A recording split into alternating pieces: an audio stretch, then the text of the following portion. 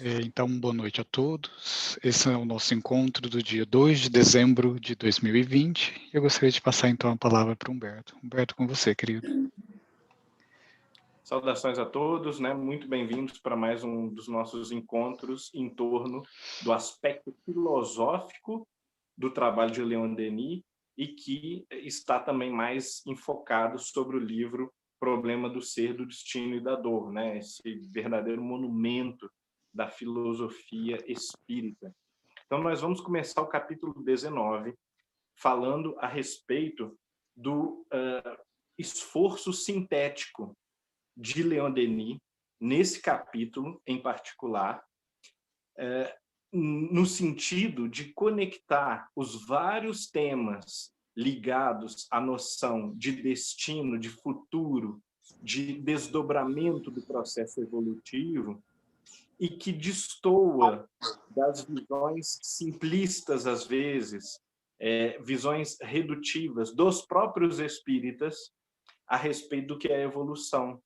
Porque nós, desavisados, muitas vezes, nós reproduzimos noções de evolução, de progresso espiritual, estereotipadas ou abstratas, como se fosse um tema fora de nós, sobre o qual nós falamos. E também a perspectiva evolutiva, que é a perspectiva de aprofundamento do ser em si mesmo, de aperfeiçoamento e aprofundamento do eu em mim mesmo, né? Essa perspectiva ela é substituída por uma abstração que olha para o eu futuro como se fosse outra coisa, como se fosse outro ser e outra pessoa. Então, nós nos referimos, muitas vezes, ao nosso eu passado e ao nosso eu futuro, e eu falo, claro, do eu passado e eu futuro, não do ponto de vista de uma vida, mas do ponto de vista da teoria da reencarnação. Nós nos referimos a esses eus passados e aos eus futuros de uma forma abstrata, até porque é difícil nós nos relacionarmos emocionalmente, intuitivamente, de maneira concreta, como experiência, com esses eus passados e futuros.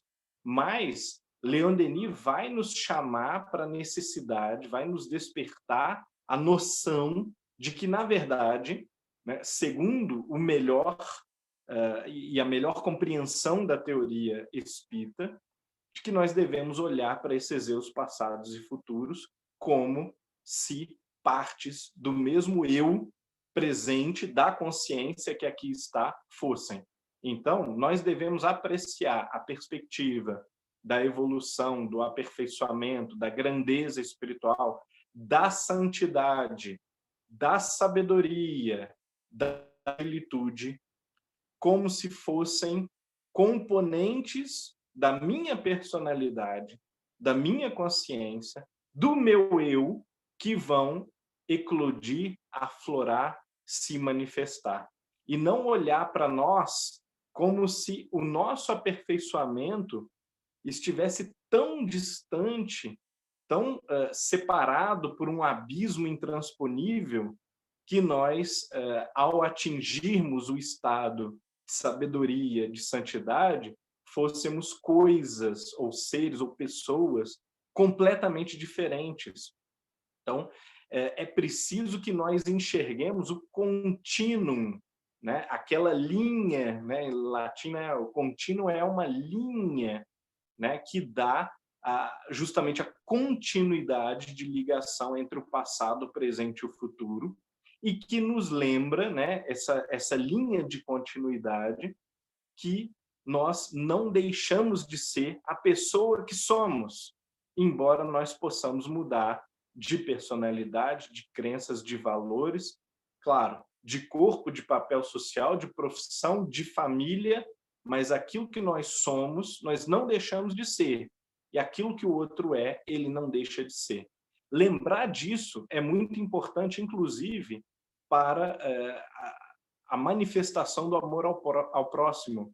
Porque quando nós enxergamos no outro não um ser feio, ruim, sujo, impuro, mal, mas um ser que está errando ou está em erro, mas que é o mesmo que amanhã se tornará santo, sábio, perfeito, admirável, bom e belo, aí nós conseguimos concretizar a visão espírita do potencial angélico de todas as pessoas e olhar para todas as pessoas, independente dos seus vícios e defeitos atuais e presentes, como luzes, como filhos de Deus, como promessas de bondade, de felicidade, de sabedoria, de encantamento, de embelezamento para o mundo.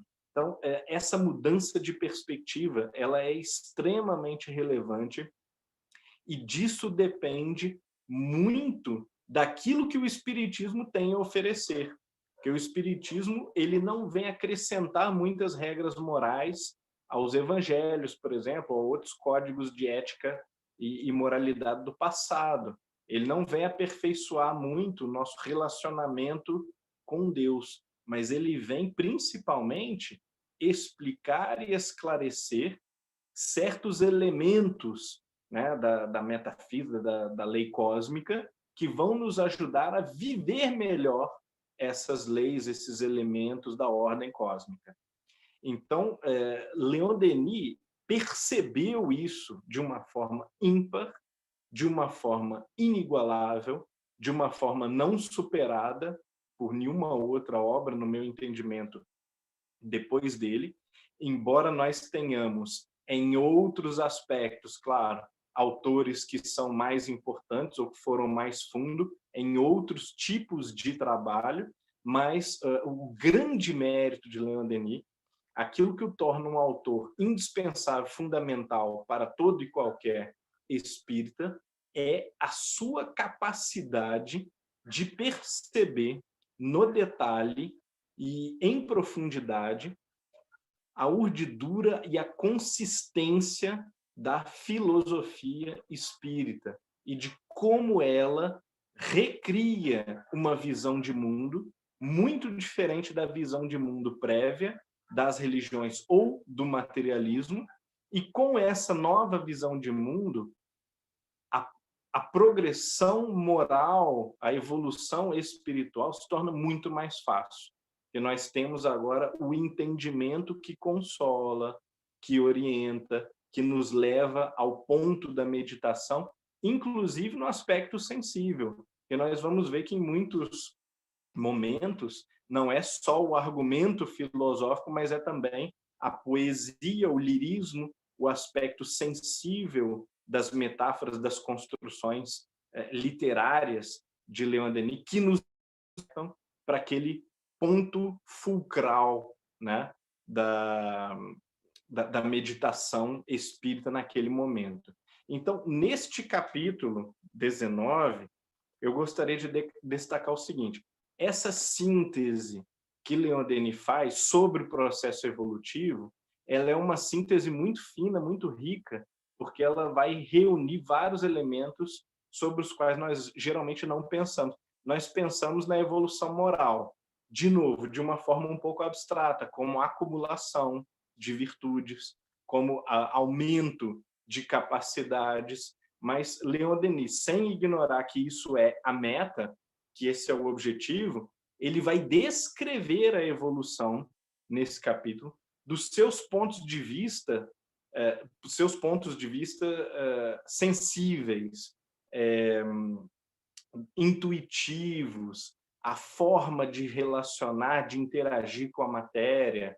No capítulo seguinte, quando a gente entra nas potências da alma, na vontade, especificamente, nós vamos ver que esse aumento de força, de energia psíquica, de capacidade de ação, de execução, de grau de atividade, de vibração, por assim dizer, tudo isso vai também representar esse processo evolutivo. Então, não há ruptura na argumentação que Leon Denis está tentando desenvolver aqui no livro. O que há é um quadro geral onde, claro, existem diferentes olhares, diferentes conceitos em cada capítulo, mas que estão todos esses conceitos, todas essas perspectivas, todos esses olhares, tentando compor um quadro orgânico geral, sintético e sistemático do que é o progresso do espírito, do que é a evolução, né? Eu vou destacar como primeiro trecho que merece a nossa atenção, um trecho que nos lembra que Leon Denis não quer que a nossa concepção, nosso entendimento de evolução seja teórico, que a nossa concepção de reencarnação e encarnação sejam teóricas, mas ele quer que essas concepções sejam extremamente concretas e que nós aprendamos a sentir na nossa vida, perceber na nossa vida onde a lei de causa e efeito, a lei de progresso, o processo reencarnatório está atuando de maneira concreta. Então vamos ao trecho, né? Com alguma atenção poderíamos estudar e seguir em nós o processo da evolução moral, né? Com alguma atenção conseguimos estudar e seguir em nós, em nosso íntimo, o processo da evolução moral. As idas e vindas, os embates, a tensão, o desgaste, as quedas e as recuperações, né? De cada vez que praticamos uma boa ação, um ato generoso, uma obra de caridade, de dedicação, a cada sacrifício do eu, não sentimos uma espécie de dilatação interior?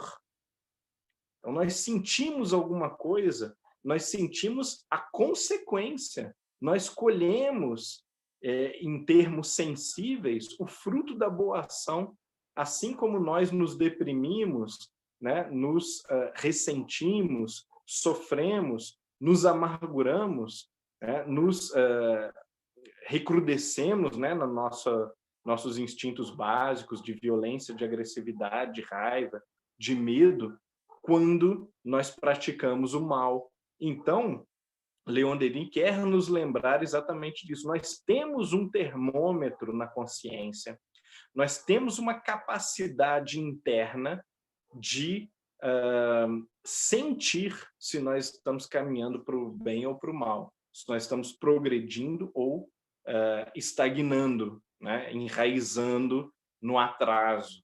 Isso aqui é muito interessante, porque vem nos refrescar a memória que a concepção espírita não é uma concepção de teoria pura, é sempre uma concepção de teoria muito prática, muito aplicada e aplicável, e que quer chegar à ação, ela quer ser transformadora, ela quer falar da experiência concreta do ser, da experiência concreta do espírito. Então, se alguém, Leon Denis, disser, é um filósofo do espiritismo num sentido pejorativo, como alguém está teorizando, é muita teoria, é muito bonito e tal. Aquelas críticas que, em geral, as pessoas fazem à teoria e que são críticas pertinentes a um pensamento puramente intelectualista, desvinculado da prática, desvinculado da realidade, essas críticas, quando dirigidas a Leon Denis ou quando dirigidas a Kardec, por exemplo, elas são críticas extremamente absurdas que ignoram todo o propósito, toda a estrutura de pensamento apresentado pelas obras desses autores. Muito bem. Essa sensação não é ilusória. Olha só, o espírito ilumina-se a cada pensamento altruísta, a cada impulso de solidariedade, de amor puro. Se esses pensamentos e atos se repetem, se multiplicam, se acumulam, o homem acha-se como que transformado ao sair de sua existência terrestre. A alma e seu invólucro fluídico terão adquirido poder de irradiação mais intenso. Eu sinto que esse é um dos elementos aqui centrais do capítulo, porque o que está em jogo aqui é justamente o fato de que a boa e a má ação, a forma de agir, o jeito de existir de cada um, o modo de viver de cada um, é uma construção que vai resultar, em última análise, no sentido um pouco abstrato, naquilo que nós chamamos de evolução. mas que não é abstrato enquanto vivência, porque na prática o que está acontecendo é que você sabe e sente tudo o que está acontecendo ao agir, ao escolher, ao sustentar um pensamento ruim, inútil ou bom, útil, edificante, engrandecedor, né? Um pensamento que vai na direção, né, do divino, né, que busca o divino, a verdade, o belo, o justo, o bom, de alguma maneira. Então, o platonismo implícito de Leon Denis, que é essa busca do bom, do belo, do justo, do verdadeiro, ele aqui encontra um tipo de filosofia mais pragmática, um tipo de olhar muito concreto para a realidade, que é a noção espírita de construção da personalidade, construção do ser imortal. É através dessa noção de construção que nós vamos entender tanto o sofrimento quanto a bem-aventurança, a felicidade. E não de uma forma teológica mais simplista, como reação de Deus aos meus atos particulares. Então, nós, no nosso simplismo, na nossa fraqueza de intelecto humano, nós enxergamos a vida como se fosse uma linha de trem, sabe? Quando tem, eu não sei se tem um nome técnico para isso, mas quando você tem aquela divisa do trem, você pode escolher um lado ou o outro, e tem aquela alavanca, né? A gente vê muito em desenho animado, em filme, uma alavanca que você puxa, e aí você escolhe o seu destino.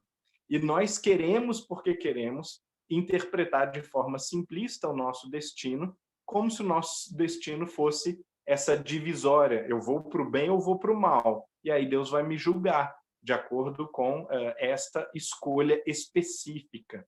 Né? E depois de todo o engrandecimento e aprofundamento da filosofia, do tempo, né, com Hegel, por exemplo, de toda a evolução da sociologia, da biologia, principalmente, da teoria evolutiva ao longo da segunda metade do século XIX, da psicologia, já com a percepção das dificuldades dos embates com os condicionamentos, com o inconsciente, né? Leon Denis já tem condições de perceber que a evolução é um processo orgânico, não é um processo de uma linha que se divide em duas, e aí você escolhe o bem ou o mal. Nós podemos usar essas metáforas de uma maneira didática, que no ato ético individual, sim, você escolhe entre o bem e o mal, mas no processo de toda uma vida, o que você faz não é escolher entre o bem e o mal.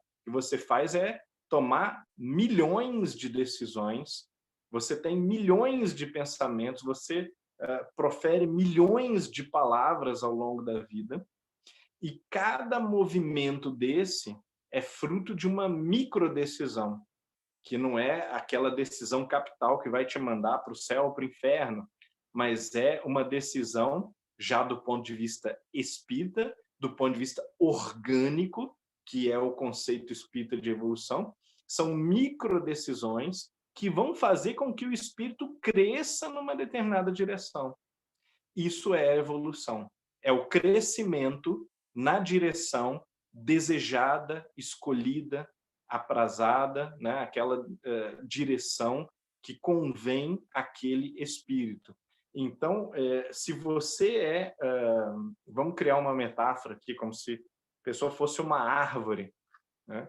E essa árvore ela tem o desejo de que um dos seus galhos, que ela acabou de produzir, que agora é um ramo, alcance um muro que está a 8 metros de distância. Não há nenhuma decisão, nenhum movimento, nenhum esforço que a árvore possa fazer para alcançar instantaneamente o muro. Mas aquele galho ele pode crescer lenta, vegetativamente, né? Ele vai sim se dobrar, vai ser estimulado pelo vento, pelo sol, pela chuva, pela tempestade, seja lá o que possa acontecer, né, externamente que alterem o comportamento daquela árvore, mas após muitos anos ou décadas apenas, é que aquele galho, que é um broto, vai alcançar o muro, vai finalmente tocar o muro. Então, é mais ou menos assim que a nossa virtude cresce. Esta é a perspectiva de Leon Denis. E é por isso que Leon Denis vai falar o tempo todo sobre maturação milenar, sobre um processo que envolve tempo e que precisa ser meditado em face do tempo, em consideração ao tempo longuíssimo de cultivo das virtudes e de superação, domesticação e disciplina dos vícios, né, das paixões. Então, essa é a perspectiva orgânica, né, temporal, que une Leon Denis, né, na sua filosofia espírita, a inclusive outros pensadores daquele momento, como Henri Bergson na França, como William James nos Estados Unidos. Tem um outro trecho que também nos lembra muito a filosofia de Schopenhauer, que ajuda a compor essa visão orgânica e espiritualista da realidade, que é o seguinte: vidas impuras, a luxúria, a embriaguez, a devassidão, conduzem-nos a corpos débeis, sem vigor, sem saúde, sem beleza. O ser humano que abusa de suas forças vitais por si mesmo, né, não como recomendação ou reação, né, de uma entidade cósmica, por si mesmo se condena a um futuro miserável e a enfermidades mais ou menos cruéis. Isso lembra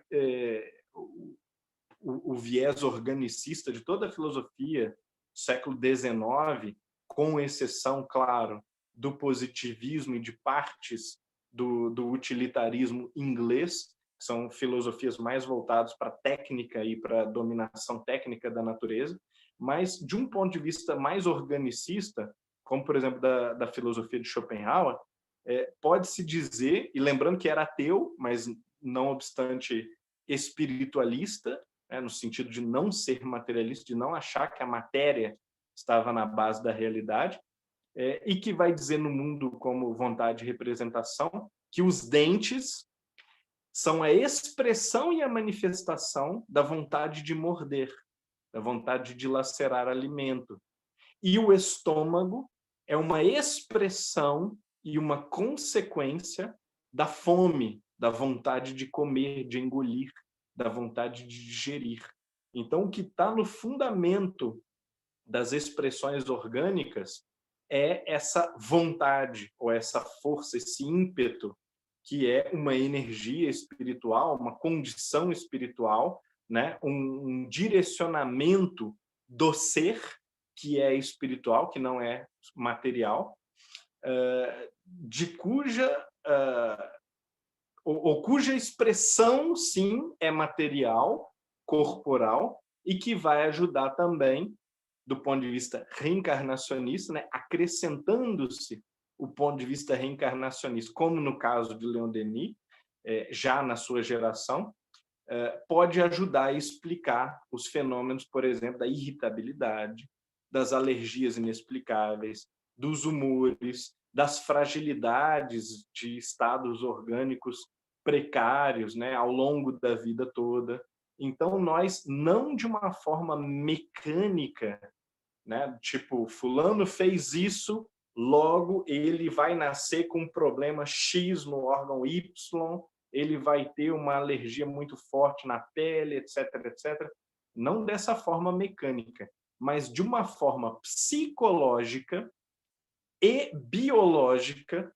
Nós administramos um sentimento em relação a certas coisas, certas posturas, certas formas de ser, que leva essa administração do sentimento, nos leva à composição orgânica que vai refletir o perispírito que está traumatizado, que está irritado, está fundamente marcado por certas vivências, e em reação inconsciente a essas marcas perispirituais, o nosso corpo vai se formar e vai, ao longo da vida, continuar desenvolvendo e manifestando consequências somáticas orgânicas dessas disposições perispirituais, né? Então, é disso que Leon Denis está falando muito nesse capítulo, e ele acrescenta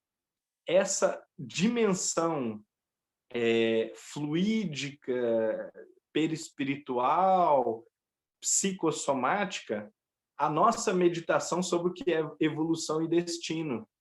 E isso nos ajuda a enxergar como que, não no sentido de um Deus juiz que está lá calculando, olha, agora fulano, você vai nascer super feliz, rico, e você vai ter uma saúde de ferro. O outro, não, você fez tudo errado, você vai nascer com um problema assim e tal, né? Não exatamente dessa forma, mas segundo a nossa própria constituição íntima, vamos moldando a nossa realidade, e a nossa realidade vai refletindo, segundo o processo de causa e efeito, aquilo que nós somos, não só aquilo que nós decidimos em um gesto, em um ato individual, mas aquilo que nós somos. Então é assim que a gente tem que ler o processo de cultivo e plantio, de semeadura e plantio, e não como aquela linha do trem que você virou para a esquerda a chave, você vai levar a locomotiva à consequência X inevitavelmente, né? A coisa é muito mais justa, porque orgânica, e o processo permite a sua administração da sua vida no tempo, e a confirmação e o reforço de certos comportamentos ruins ou bons, virtuosos ou viciosos, que vão consolidar aquele estado que é o estado do seu ser, né, em última análise. Vocês me perdoem, eu não tenho certeza se eu estou sendo claro ou confuso, mas no final a gente confirma essa minha impressão, né, se está um pouco, talvez, nebuloso. Um outro trecho, que é o trecho em que Leon Denis vai falar sobre o Awen, eu não sei qual que é a pronúncia certa, talvez ninguém saiba, né? Em céltico antigo, mas quando fala sobre esse Awen, ou essa inclinação, aptidão primordial, ou dom de que Paulo fala também, né, na epístola, eu me lembro da sabedoria de Goethe, que diz mais ou menos assim: mas qual é a minha vocação? Qual é o grande dom do meu espírito? Qual é a grande potencialidade, a grande capacidade do meu espírito, e, portanto, o destino que dorme em mim, o destino latente em mim? Aí Goethe, com muita sabedoria, ele foi confrontado por essa questão múltiplas vezes em relação à sua própria autoanálise, e aí ele vai dizer o seguinte: bom, veja de que é que você gosta, qual é a atividade, maneira de ser, caminho na vida, coisas que você realmente gosta, pelas quais você tem uma atração permanente, um amor, uma admiração, um gosto permanentes, e não apenas casuais, modistas ou temporários, e principalmente observa os teus dias. Observa o que é que os teus dias te trazem. Os teus dias, eles te trazem sempre, a cada um desses dias, convites, reações, queixas, críticas, amizades, inimizades, simpatias, antipatias. Alguns dos seus projetos dão certo, outros não dão certo por nada. Alguns dos seus gostos mudam, outros são permanentes, né? Eles sempre se renovam, sempre estão ali insistentemente. Com algumas pessoas, as coisas simplesmente não dão certo, por melhor que você faça, por mais que você tente. Com outras, a coisa flui maravilhosamente, a sensação é agradável, as conexões se estabelecem de uma maneira natural, o esforço que você faz, ele é recompensado, ele frutifica. Então, a análise da sua vida é o melhor mestre, o melhor termômetro, o melhor índice daquilo que você deve fazer, daquilo que Deus espera de ti. Porque na tua própria vida, o caminho vai se desdobrar naturalmente em resposta ao ser que você é, ao tipo de pessoa que você é, ao tipo de espírito que você é. Então, não faz o menor sentido, e isso nós vemos insistentemente na filosofia espírita, não faz o menor sentido você dizer assim, será que é aqui que era para eu estar? Será que era para eu estar fazendo isso que eu estou fazendo? Será que, na verdade, eu tenho uma sensação ruim, não era para eu estar fazendo outra coisa? Pois bem, pode até ser que amanhã seja para você fazer outra coisa, e você está com aquela sensação ruim de que você precisa mudar. Mas hoje, você deveria estar onde você está. Você deveria estar passando pela experiência que você está passando, porque você chegou a essa experiência através dos passos que você deu. Você caminhou na direção daquela experiência inconsciente ou conscientemente. De alguma forma, você chegou ao lugar na vida em que aquelas coisas estão acontecendo. Muito bem. Mais um trecho, aqui realmente no coroamento do argumento, Leon Denis vai falar sobre a beleza. Vejam como é recorrente esse conceito, principalmente no final dos capítulos, como fechamento do argumento, como fechamento do raciocínio. Então, ele começa a falar dos problemas, fala dos desafios, fala das potencialidades, mas quase sempre, a título de conclusão, Leon Denis fala sobre a beleza, sobre a grandeza, sobre a magnificência da vida. E aqui ele vai falar sobre o quão belo é o mundo, a vida, o quão bela é a realidade aos olhos do espírito que já fez algum progresso. Tudo é beleza na obra divina.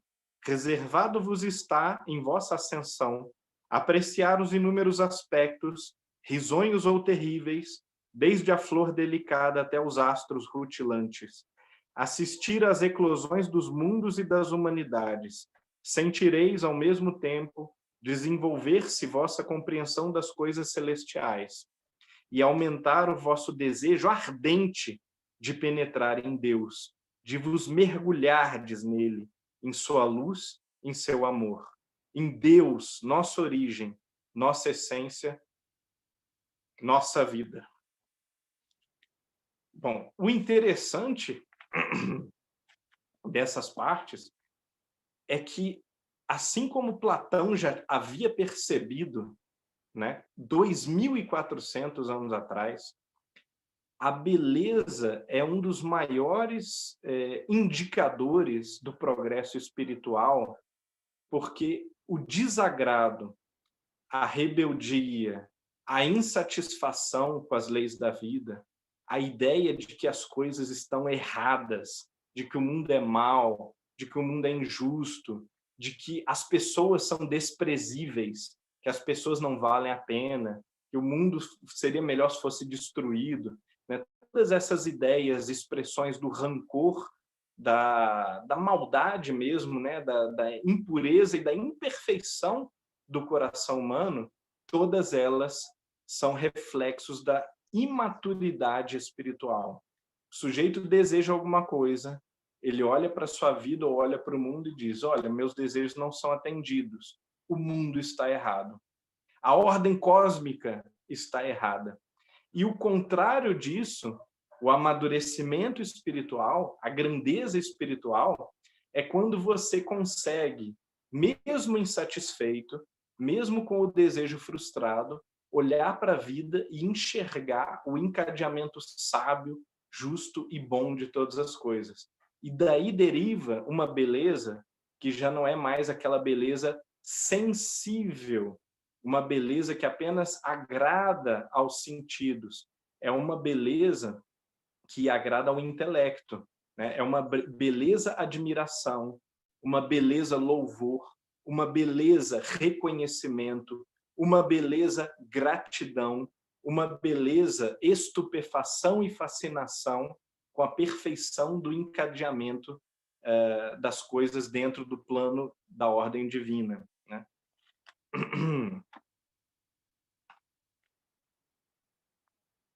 Bom, vamos passar então, a não ser que o Fabrício me proíba, né, por conta da administração do tempo, mas ao começo do capítulo 20, já na terceira parte do livro, As Potências da Alma, que é a vontade.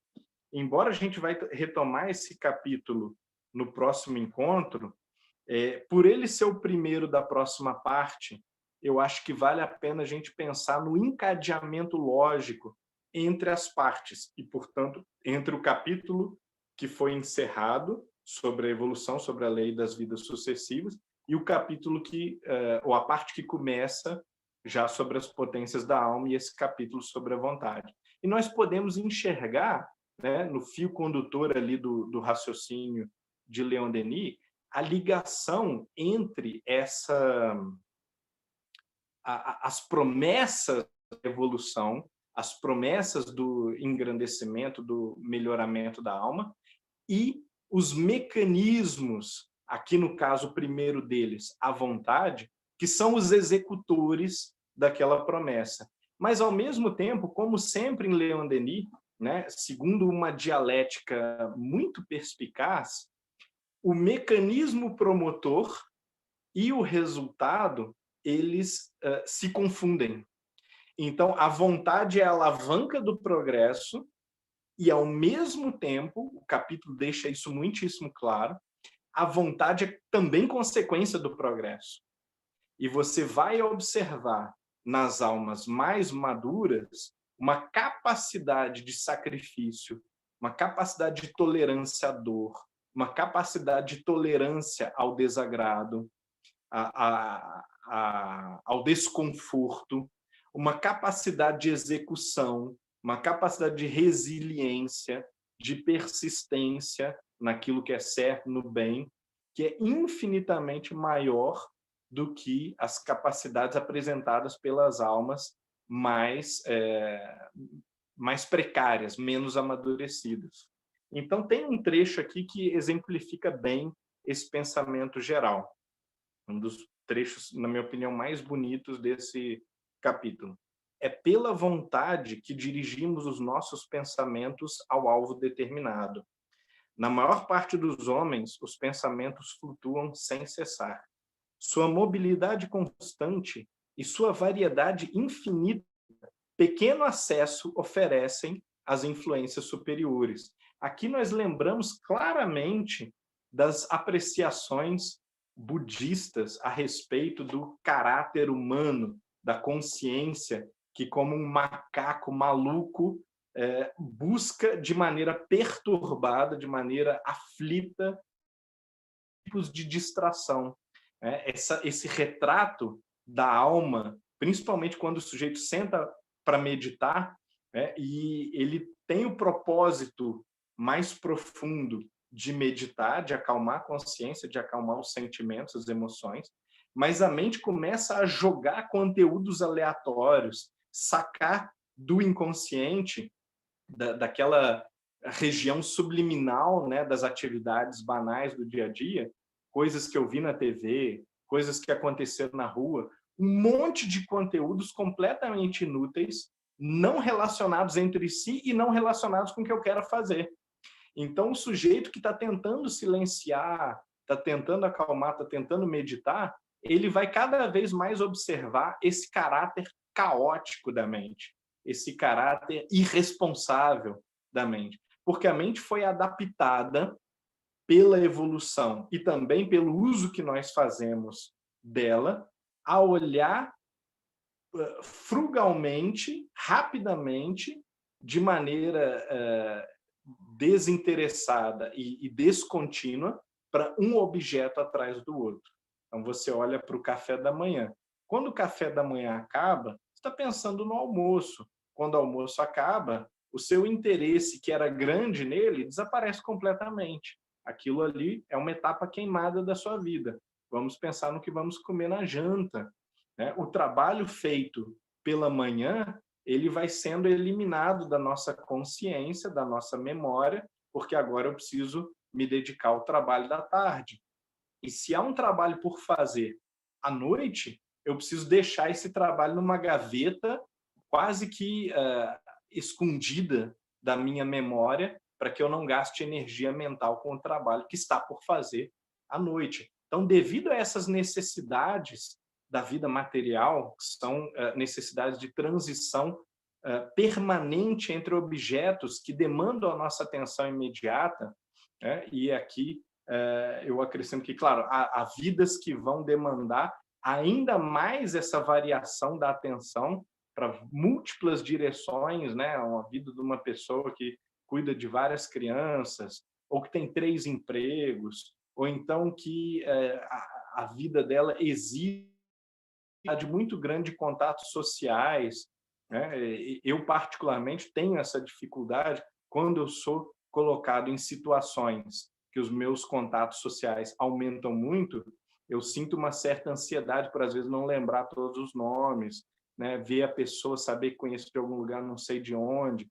Então, essa transição rápida de experiências, que faz muito parte da vida material, e que não é bem processada pelo cérebro, também vão fazer com que a própria vontade, o interesse, a atenção também é um tipo de vontade, é vontade de ver, vontade de perceber, vontade de reter na mente, sejam também muito fluidos, muito transitórios, muito inconstantes. E o amadurecimento espiritual passa pela contramão desse processo. Isso é muito complicado. Nós precisamos, de alguma maneira, encontrar uma forma de administrar esse caos para que ele não seja promotor de ansiedade, para que ele não seja um caos desviante, um caos que gere confusão, mas que nós consigamos navegar nesse caos sem nos distrair, né? Porque a gente consiga entrar no YouTube ou na rede social e não olhar aleatoriamente aquilo que está passando, mas selecionar, né, que pessoas, que páginas, que coisas realmente valem a pena, valem 1 minuto, 5 minutos da minha atenção. Até porque, se eu me permito bombardear a mente e o cérebro também, que é um órgão físico e que tem as suas muitas limitações, se eu me permito bombardear por muita informação aleatória e desconexa, eu estimulo em mim, né, esse afrouxamento mental que me torna aos poucos incapaz de reter o foco do pensamento sobre um objeto de trabalho, um objeto que exige realmente a atenção aprofundada, atenção qualificada. Na sequência, dizer, é preciso saber concentrar-se, pôr o pensamento acorde com o pensamento divino. Então, a alma é fecundada pelo Espírito Divino, que a envolve e penetra, tornando-a apta a realizar nobres tarefas, preparando-a para a vida no espaço, cujos esplendores ela, enfraquecidamente, começa a entrever desde este mundo. Os espíritos elevados veem e ouvem os pensamentos uns dos outros, com os quais são harmonias penetrantes, ao passo que os nossos são, mais das vezes, discordância e confusão. Vejam redes sociais, o que as pessoas comentam. Ou então, eu tenho um amigo que diz o seguinte, pegue uma notícia aleatória do jornal e leia os comentários. É um verdadeiro passeio pelo hospício que é o mundo, né? Pelo sanatório que é o mundo. Porque nos comentários de qualquer notícia, você vai ver observações que não têm nenhuma relação com a notícia, observações paranoicas de diferentes perspectivas sobre o que aquela notícia significa, inserções de temas que não tem nenhuma relação, que não tem nada a ver com a notícia dada, e realmente a gente fica imaginando assim, qual é a atenção que a pessoa dedicou a ouvir a notícia, considerar o que a notícia está dizendo. Mais das vezes, muitas vezes, A gente simplesmente vê assim de relance uma notícia e a enquadra nas nossas concepções prévias, né? Nós distorcemos aquilo que está sendo oferecido por um outro falante, por um outro escritor, por um outro interlocutor, enquadramos velozmente aquela notícia no nosso esquema de pensamento. Com o livro, é muito mais difícil a gente fazer isso, né? Ninguém pega um livro, vamos ver quantas páginas tem esse aqui, 561 páginas. É impossível você pegar um livro desse e você enquadrar rapidamente o problema do ser do destino da dor numa concepção prévia que você já tenha sobre espiritismo. Você pode não gostar, você pode não aprofundar, você pode ficar na superfície do livro, não degustar e não aproveitá-lo na sua integralidade, né, na sua inteireza, mas dificilmente você consegue distorcer um livro desse. Mas uma notícia da qual você só lê o título, vê a foto, né, lê um parágrafo, é muito fácil, pela fragilidade da própria informação, do próprio estímulo, você enquadrar. Então, para a nossa vontade amadurecer, é interessante que nós nos dediquemos a tarefas exigentes, tarefas que nos cobram atenção continuada, esforço, né? Podem ser tarefas físicas, inclusive.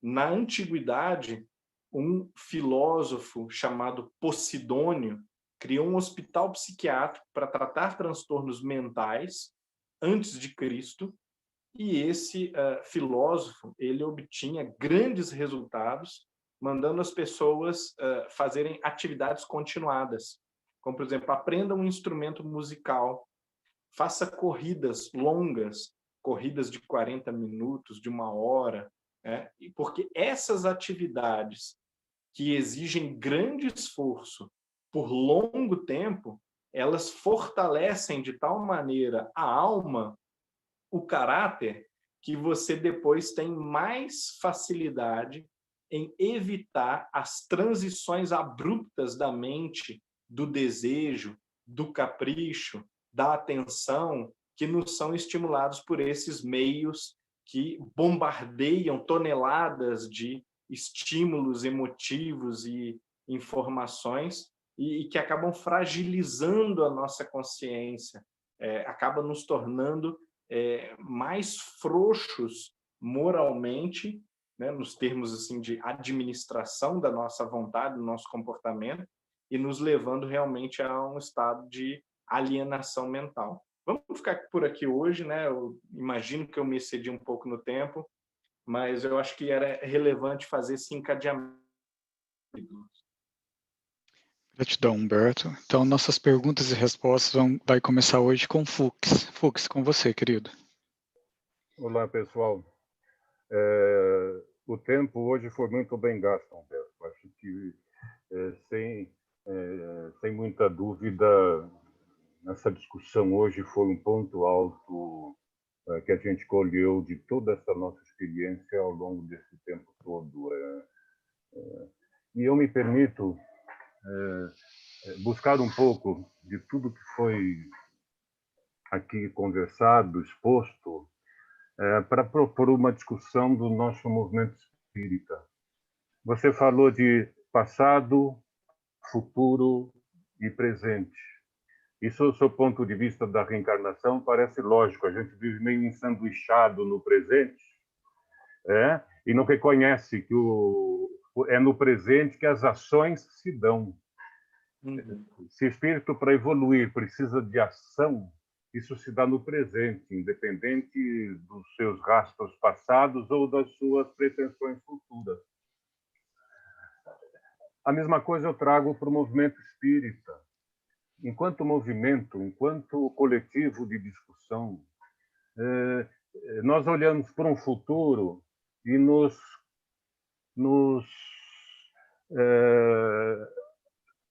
limitamos, nos agraciamos com a análise do mundo de regeneração que está por vir.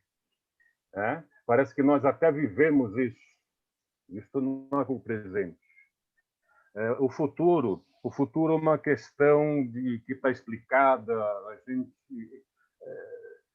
Então, no movimento espírita, até como verbalização, como ensino, como transmissão, a gente fala muito do futuro, a gente nos explica pelo passado, mas a gente tem uma dificuldade de digerir as questões presentes. E chega um momento que a saída é dizer isto não é preocupação por movimentos. Fux, você está no silencioso, Fux. Cortou o áudio. É. Só os últimos. Bom, eu vou ser objetivo agora. Primeiro, eu falei que a aula hoje foi de um valor extraordinário. E desculpem, hein, eu não estar no áudio aqui. Mas eu queria trazer toda... Foi só um pouquinho. Você perdeu só um pouquinho do final. O resto a gente ouviu tudo. Você começou a falar movimento espírita. Acho que foi um movimento meu que, de repente, apagou. Porque eu percebi certo sinal de compreensão do que eu estava dizendo. De repente, eu vi que... Então, não. Então, tá. Mas, de qualquer forma, fica reafirmado por uma questão de que gostei muito do assunto de hoje. Então, se eu não perdi a conexão com o que eu falava, é a questão de nós termos uma dificuldade de lidar com as questões presentes e nós não discutimos coisas do presente, portanto, nós não estamos construindo o nosso futuro. O futuro fica uma coisa sem âncoras na pragmática do fazer, não é? Então eu vejo que o nosso movimento está meio deslocado e é tão necessário que filosoficamente, no nível que se puder, não são todos que nasceram para a ciência nem para a filosofia, mas existe um nível que é natural das pessoas hoje, não é? Eu chego até, se não, tomara que não avance um pouco nessa minha análise, mas eu também penso o seguinte, como complemento de nós não fincarmos as nossas discussões no presente, a própria dinâmica do momento pandêmico, mas não só nele, existe na internet uma quantidade de coisas boas, hein? Estou falando das coisas boas, uma infinidade de palestras muito boas, mas que são perdidas porque ouvir palestra espírita tornou-se uma distração virtual, porque é a rapidez do sistema e você faz uma maratona, né? Como a moçada chama aí, e, na verdade, você já não aprofunda, você já perde detalhes, você já perde a riqueza. Então, é isso que eu queria colocar, a falta de uma reflexão do nosso movimento que traga essa maravilha de discussão que Londini propõe, onde se fala da evolução, do passado e do futuro, com uma integração, com uma profundidade. E a gente está construindo um movimento meio pós-moderno dentro do nosso movimento, onde a rapidez também está tomando conta da profundidade das nossas reflexões. Era um pouco isso, a coisa é muito grande, né, Humberto? Maravilha. Fux, eu vou responder assim, muito superficialmente, porque a gente precisaria tirar uma hora para discutir esse tema, né? É um tema que também me aflige muito. Eu sempre faço muito esforço para me lembrar também que o movimento espírita, da forma como ele é uma grande bênção. E ele tem oferecido tesouros para a humanidade, principalmente para nós, que somos os beneficiários diretos de estarmos dentro dele. Mas, claro, há defeitos e há imperfeições, né? E eu acho que, dentro do que você falou, isso tem uma ligação direta com aquilo que eu tentei dizer quando eu disse que Leon Denis está lembrando ou enfatizando que a evolução não é abstrata, né? O progresso, a santidade, a angelitude, não são coisas ideais que nós projetamos para seguir e nós não sabemos o que vai ser. Mas são coisas que dormem em nós, que estão em nós. Então, trazendo a analogia para o movimento espírita, eu diria o seguinte: a renovação da humanidade, a regeneração, todas essas ideias abstratas que a gente joga na conta da evolução do movimento, elas, de alguma maneira, elas estão latentes no movimento, estão adormecidas, estão esperando o sol e a água para eclodirem da terra e frutificarem, florirem de uma forma impressionante, né? E por que isso ainda não aconteceu? Há uma série de razões. Eu concordo totalmente contigo. Uma das razões capitais para isso é a influência cultural que, de alguma maneira, cortou um pouco o nosso vínculo com as raízes espíritas, da doutrina espírita, do movimento espírita mais primitivo, por assim dizer, e substituiu essas raízes por um enxerto de contemporaneidade ou de pós-modernidade.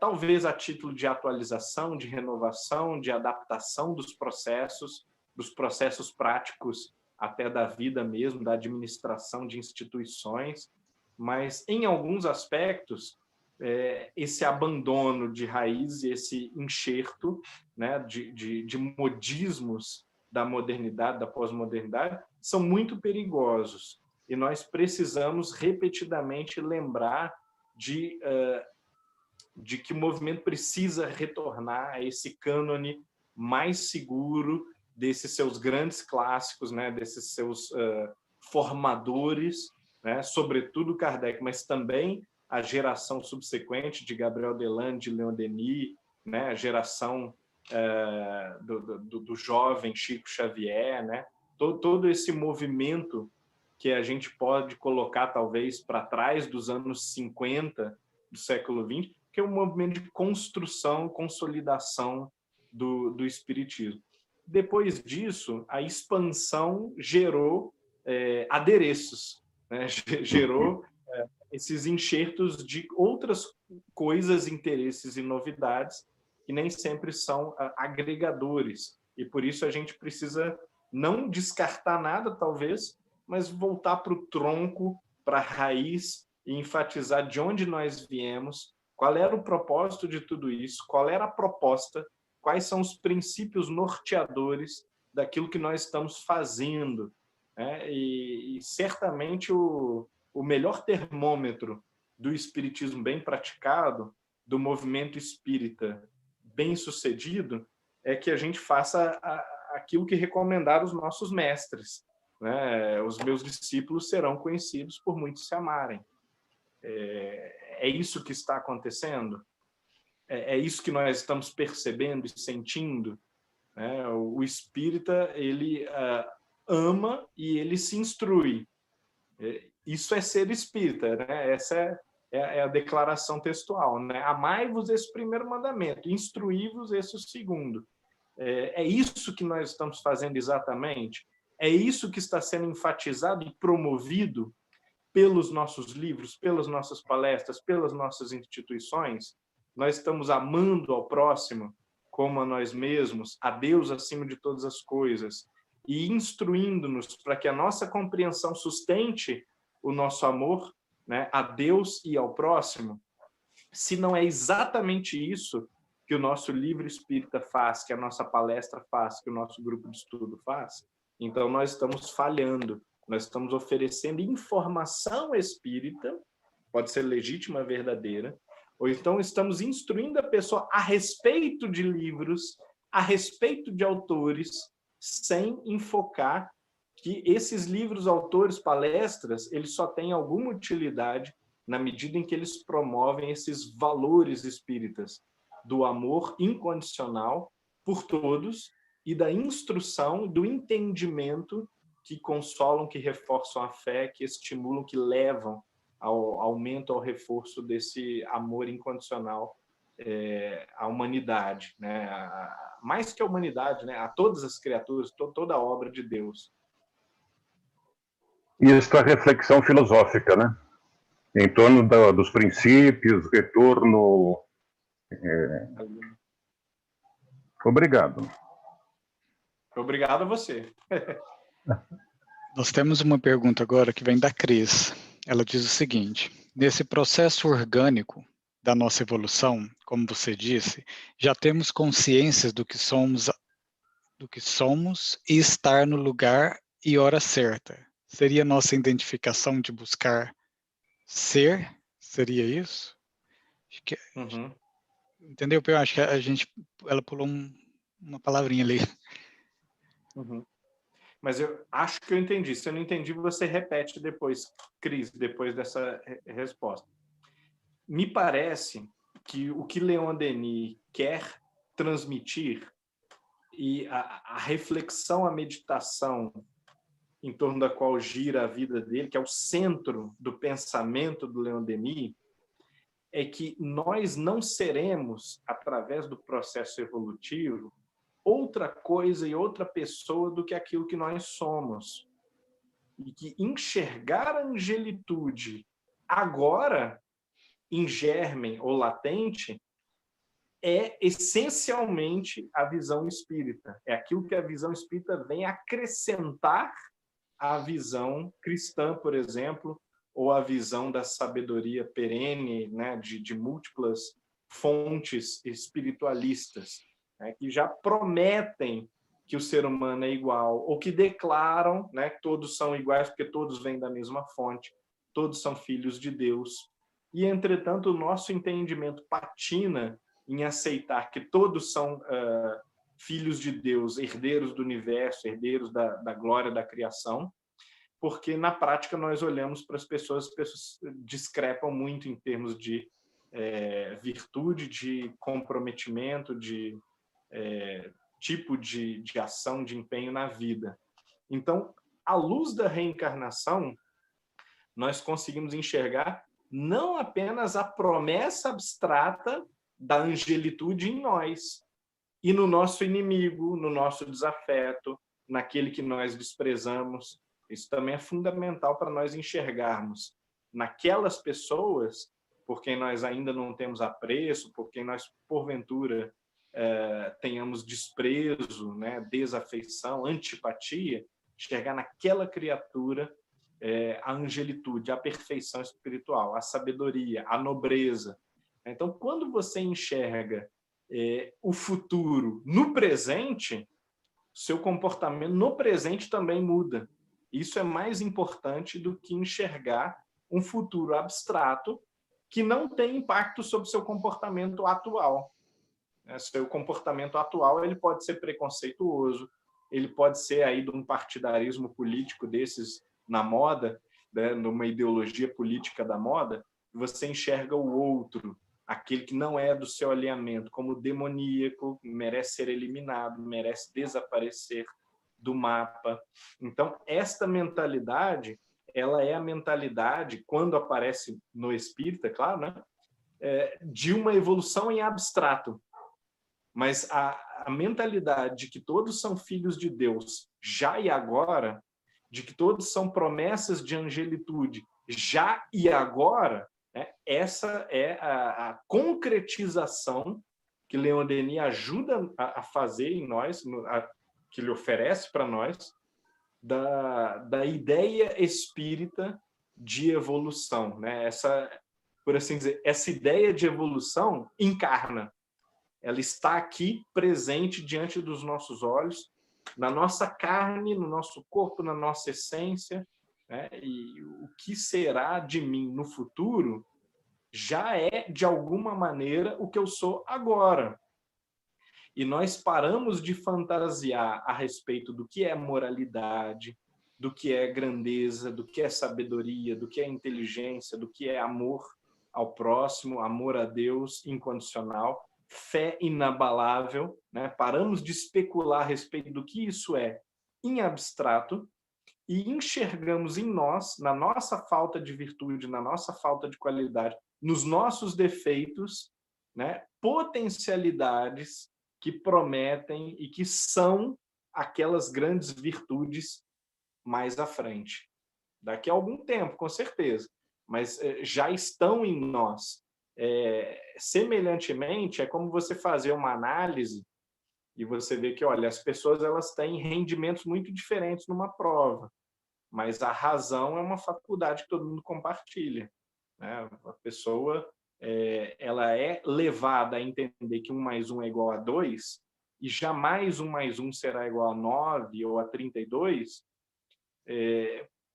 porque a própria faculdade, né, de se chegar a essa conclusão, de se deduzir, de se extrair a resposta certa e exata das premissas, né, dos dados oferecidos, das variáveis oferecidas previamente, esta faculdade é o equalizador total entre todos nós. E nós temos essa faculdade moral, a tal da lei de Deus escrita na consciência.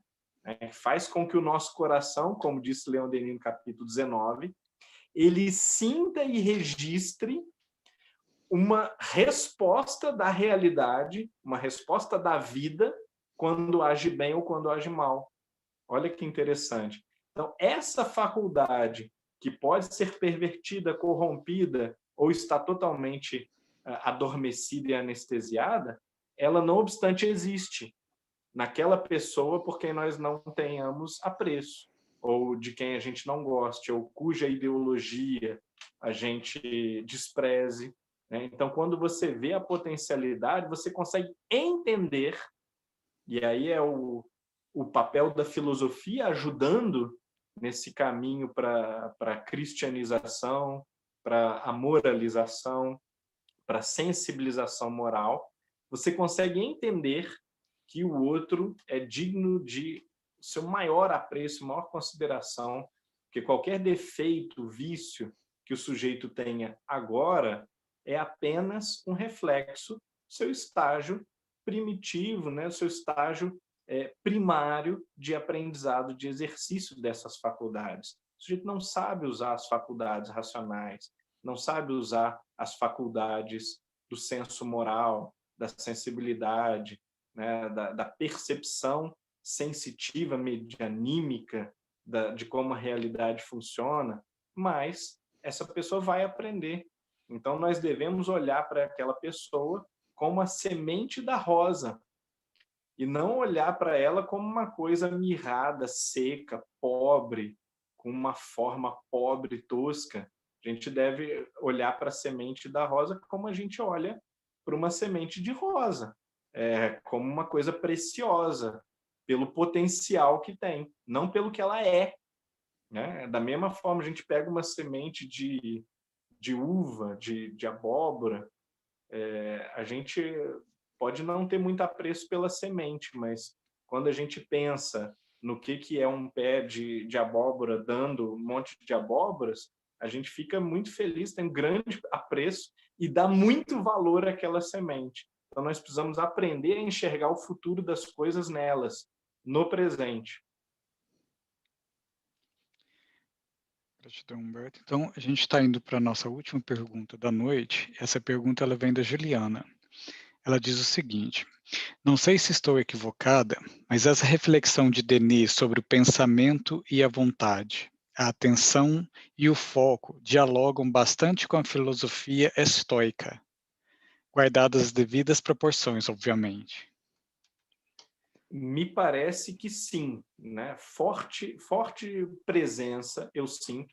Eu não sei se essa presença é via leitura, se é via acompanhamento espiritual, se é via reminiscência, mas eu vejo presenças de traços orientais e traços estoicos, que, aliás, eu também vejo ao longo da obra de Leon Denis como um todo.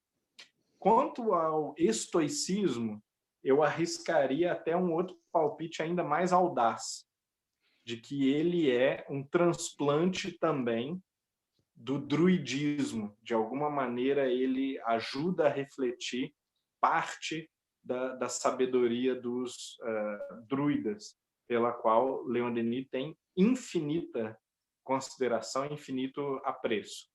Mas eu destacaria uma Upanishad que diz assim, né, um dos melhores resumos da sabedoria hindu, que diz mais ou menos assim: aquilo que você é na sua essência, assim será o seu desejo.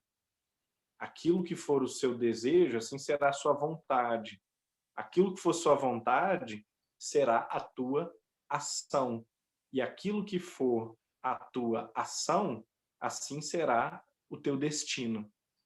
Então, quer dizer, não é determinismo, mas enxergar a linha de continuidade entre aquilo que eu sou, o que eu busco, o que eu desenvolvo e o meu destino, é como, de certa maneira, analogamente, a gente olhar para a semente e da semente enxergar o broto, a árvore, a flor, o fruto.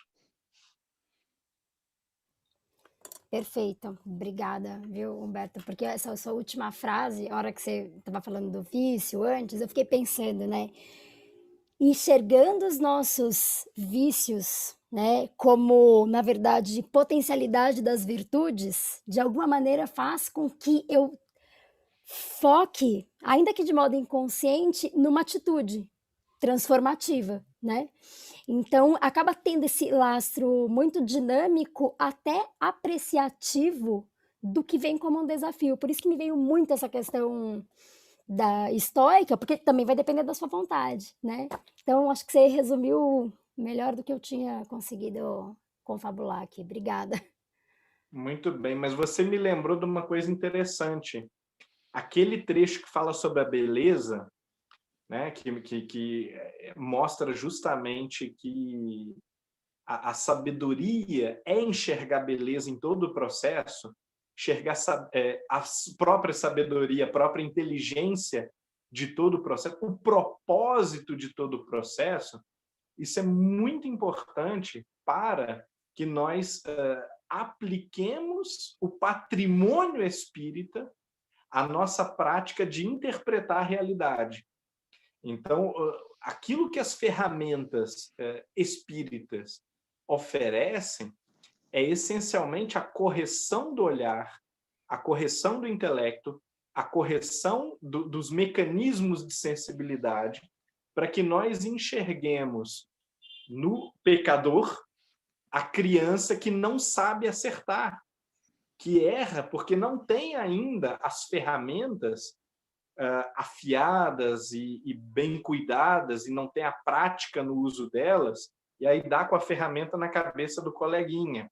E quando a gente enxerga a pessoa viciosa, a pessoa que está errando com rancor, raiva, ódio, preconceito, medo, paralisia diante da vida, seja lá o que for, quando a gente enxerga como a criança que não sabe usar o patrimônio que tem, as ferramentas que tem, isso ajuda muito a gente a ter empatia, compaixão, amorosidade para lidar com a pessoa, como a gente lidaria com essa pessoa que não tem noção do que está fazendo, que não sabe o que faz, né? Como disse Jesus na cruz, no momento máximo da sua provação, né? Ele vai reconhecer no mal, no pecador, no vicioso, não alguém mau, pecador e vicioso, como a gente geralmente reconhece e se refere a essas pessoas, né?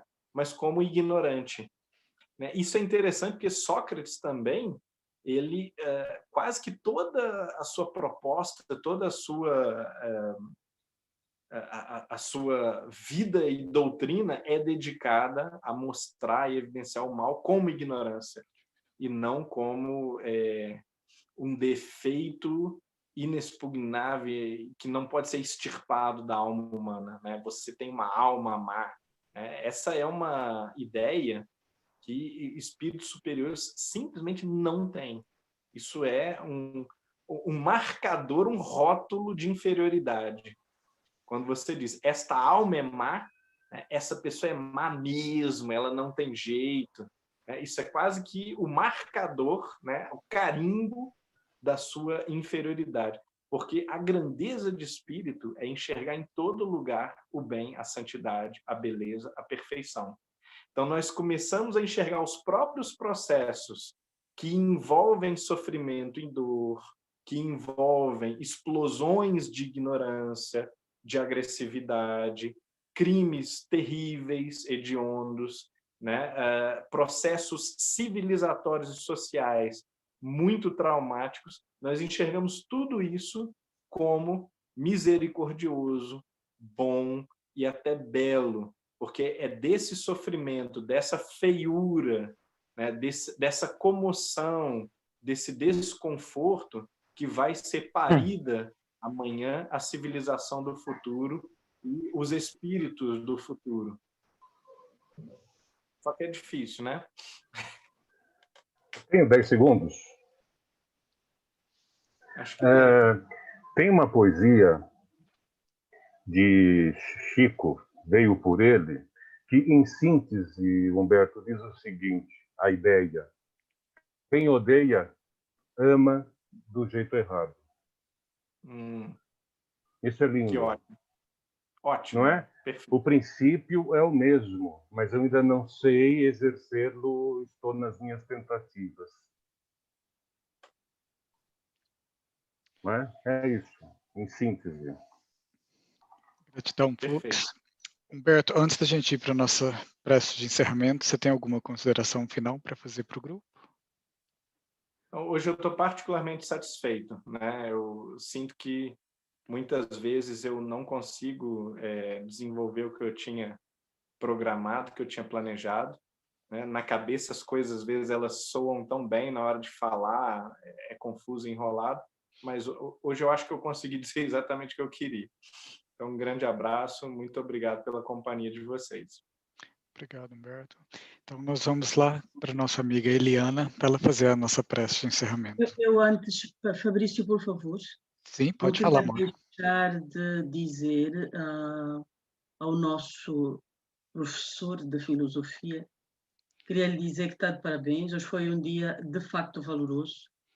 Mesmo cansados, a gente conseguiu apreender em condições o que você queria transmitir. Transmitiu, sim, o que você queria transmitir. Obrigada, Humberto, por tudo. Com Deus, amiga.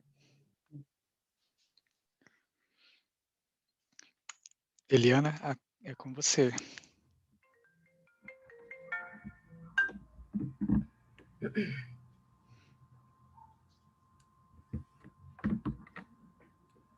Então, diante de todo o aprendizado que tivemos, nossos corações são gratos.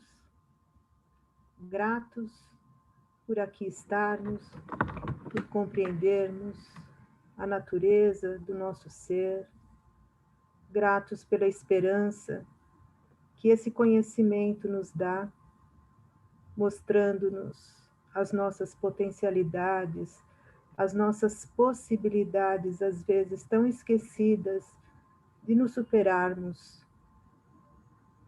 Uma superação que virá a seu tempo, mas que é a nossa finalidade, superar-se, progredir sempre. Vamos agradecendo a Deus, a esses amigos espirituais que nos auxiliam em todas essas reuniões, particularmente a nossa gratidão imensa a Leon Denis por todos esses ensinamentos que nos trouxe, que onde ele estiver, ele possa receber a nossa vibração de amor, de carinho, de gratidão pelo seu trabalho, pelo seu empenho, que chega até nós hoje de forma tão clara, através do Humberto. Vamos agradecendo ao grupo pela vibração de cada um, pela colaboração vibratória realmente de todos que se empenham em querer simplesmente aprender para poder servir melhor. Que essa razão possa nos possibilitar realmente o aumento das nossas possibilidades amorosas, em forma de trabalho, em forma de abraço, em forma de amor a Deus, ao próximo e a nós mesmos. Que Jesus nos abençoe, hoje e sempre, graças a Deus. Gratidão, Eliana. Então, pessoal, todos tenham uma boa noite e vejo todos vocês na próxima quarta-feira. Tchau, tchau. Boa noite, um abraço a todos. Humberto, fique com Deus, todo mundo. Beijo.